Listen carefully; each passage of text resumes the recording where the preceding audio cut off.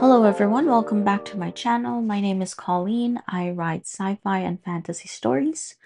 Today I want to share with you something that I've written back in university that still lingers in my mind. It's called The Apostles. It's a screenplay. It's weird, it's dark, and it's kind of funny in a horrifying way. The story follows Paul and Joe. They're newlyweds. They just moved into a quiet suburb and they're ready to live a normal, quiet life. But there's one small catch, which is that people think they are saints, like miracle working, divinely chosen saints. And the worst part is, it is kind of true.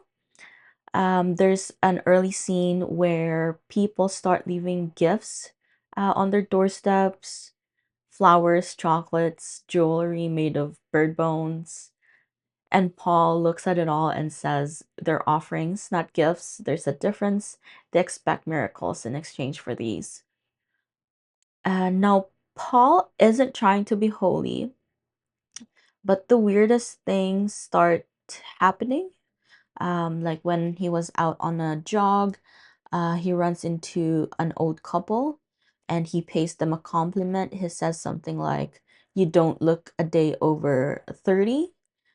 And then the couple de-age in front of his eyes. Their backs straighten, wrinkles vanish. They are suddenly 29 again.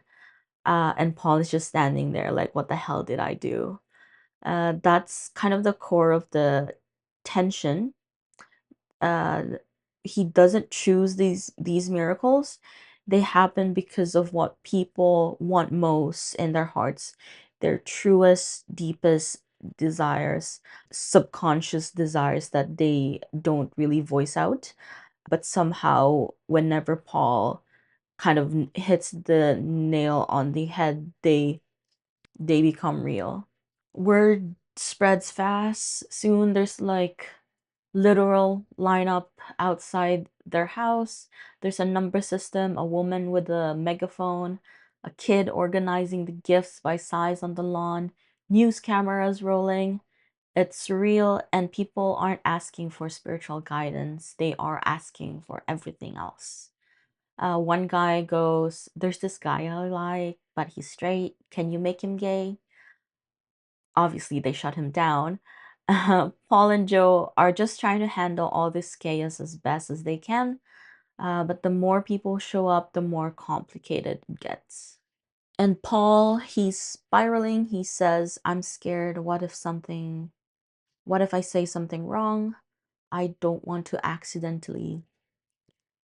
But because at this point, he's realized it's not about what he wants, it's about what everyone else believes he can do. The real turning point comes when Paul tries to shut it all down. He tells the crowd, "We're not what you need, go home." But they just get louder. "We believe in you, our faith will never be broken." And Paul finally says, "I'm not a god. If you want to ask for help, go to your God yourselves." And then everyone drops dead on the lawn in front of the cameras. Because that's the thing about Paul's gift. It grants people what they subconsciously want, and they wanted to meet God, and they did. So yeah, it's weird, it's uncomfortable, it's dark. It's about faith, about being seen as more than you are, and how terrifying that can be.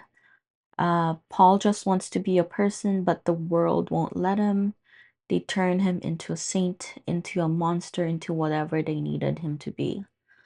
I wrote The Apostles during a time when I was thinking a lot about what it means to be good, what it means to be expected to heal others just by existing, what it means to carry other people's desires, and how dangerous that can be. Right now, I'm adapting parts of it into a short story and maybe later a limited series. I don't know yet. But I do know I want to keep exploring this story because it still haunts me. It's still at the back of my mind like all the time.